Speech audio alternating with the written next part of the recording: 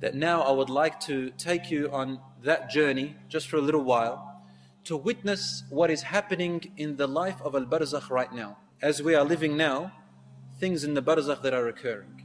One day, the Prophet ﷺ, he himself saw a dream. And when the Prophet see a dream, it's absolutely true from Allah subhanahu wa ta'ala. No doubt. They either see from Allah or nothing. Different to us.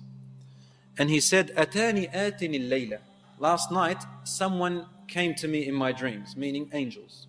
They came to me too. And they took me into the skies, into the life of the barzakh, into another world of the dead, the world of the dead. He said, we reached a place.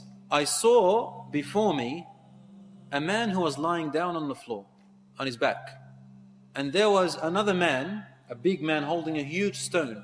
He would come up to this man lying on the floor and he'd throw the stone onto his head. And it'd crush his head. And the stone would roll away. The man would go to pick up the stone, and by the time he comes back to the person on the ground, his head has been restored. And he'd crush it again. The stone would roll away. And he'd keep doing that over and over. So I asked them, who is this man on the floor, and why is that other man doing this to him? They said to me, move on, move on. Don't ask questions, keep going. He said, then we moved on. Then we passed by a man who had a hook, a brass hook in the front of his hands. Or actually a man who was sitting down. And there was another man behind him who had a brass hook. And he would place the hook on the front of his face from his mouth. And he would rip his mouth and eyes and half of the face to his ear. Then he would come to the other side of his face and rip his other side of his face to the other ear. When he'd go to the other side, the first side is restored. Then he'd do the same to the restored side, and then the other side is restored. And then he'd do it again. And he'd keep on doing that over and over again. Prophet ﷺ asked, who is this person and why is that other man doing this to him? They said, move on, move on. He said, I reached a man who was swimming in a lake which looked like blood. And there was another man on the edge. He had stones in his hands. The man would swim to the other man. The other man would put stones into his mouth and he would have to swallow them and carry them across. And he would bring them out on the other side and he would come back, swim back, take another stone, put it on the other side and continuously do that. He said, why is this man doing this and who is the other man? He said, move on. They said, move on, move on. He said, we reached a place. He said, I saw men and women who were naked inside of what looked like a tannoor. Tannoor is like, in the olden days, this oven. They used to use these ovens to bake in their bread and stuff. Tannoor is very deep and hollow, and it has fire underneath it, very hot in there. He said, I saw men and women in a huge tannoor, huge, as much as the eye could see. And they were hanging in there, and the fire would burn from underneath and burn them, and they would all scream, and the fire would come back. Then it would burn them, and they'd all scream and come back. He said, who are these people and why is this happening to them? They said, move on, move on. He said, I reached and saw a man so tall that I could look up and barely see his face. But he was beautiful. He had a white beard. And around him were children. Lots and lots of children. In a beautiful garden. He said, who is this and who are these children? They said, move on, move on. He said, we moved on. And I saw a group of people, a group of men and women, people. One side of their body, of their face, was the most handsomest and beautiful that I've ever seen. And the other side of their face and body was the most gruesome and ugliest I've ever seen.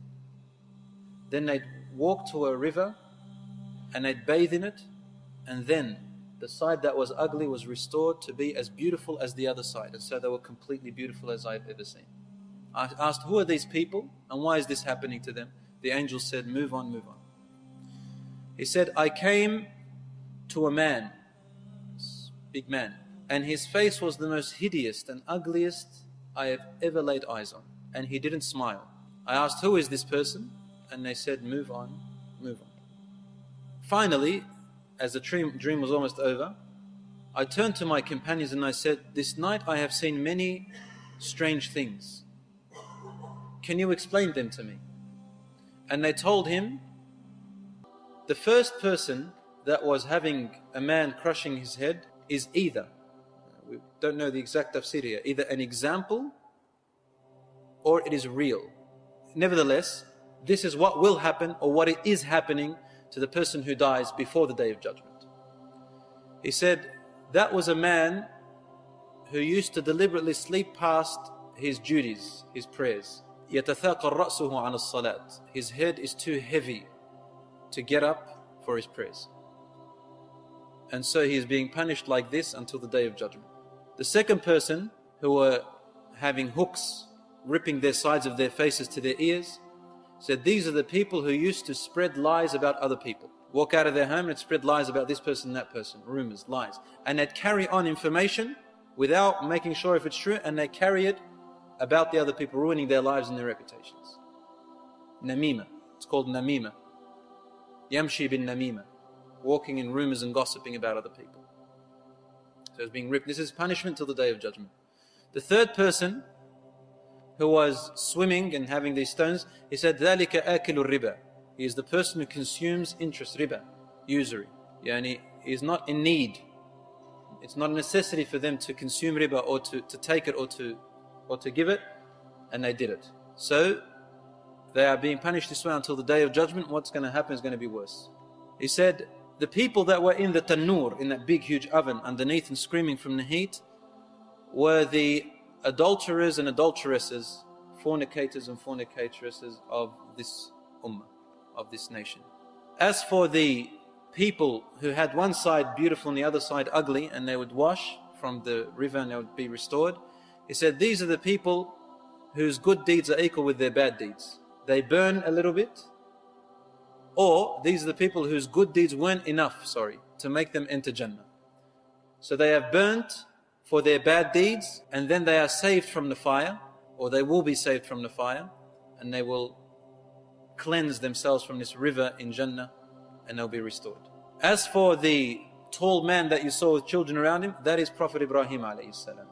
And those children are the children of believers and non-believers who died before the age in which the sayyat are placed upon them, for the age of maturity. As for the man who you saw was hideous and didn't smile, then this is Malik, the angel guardian of the fire, of hellfire.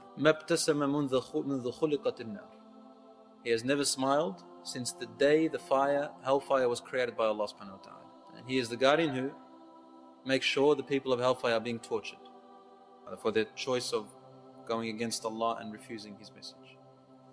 But these are examples of the things that are happening or will happen in the life of the barzakh. We ask Allah subhanahu wa ta'ala to save us from those punishments. Ameen ya Rabbal Alameen.